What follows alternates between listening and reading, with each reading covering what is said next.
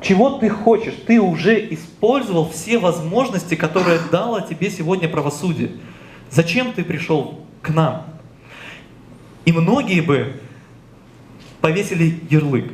Мы очень любим вешать ярлыки. А какой бы мы ярлык повесили в этой ситуации?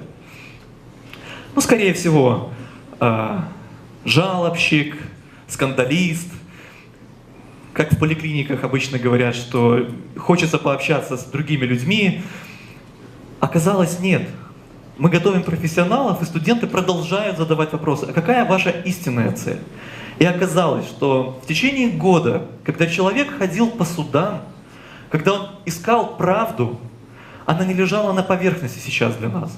Он на самом деле хотел оградить нас с вами от действий этой фирмы. Он боялся, он не хотел того, чтобы кто-нибудь еще пострадал, попал в такую же ситуацию, как он сам. И в моем представлении этот человек из жалобщика превращается сегодня в полноценного гражданина, который не думает только о себе, который думает о нас с вами. Если бы он знал закон, он бы выбрал немножко другой путь. Он бы не потратил год своей жизни на пустые решения. Он бы обратился в другой орган. Безусловно, мы ему помогли. Он нашел правду. Мне кажется, что в данном случае это очень яркий пример, который показывает, что нам всем нужен закон. Но моя цель несколько другая.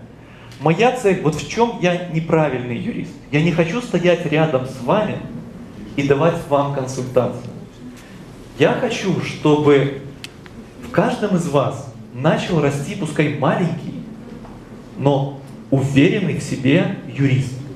И в следующий раз, когда вы скажете, у меня есть право, то эту фразу вашим голосом скажет внутри вас этот уверенный в себе юрист.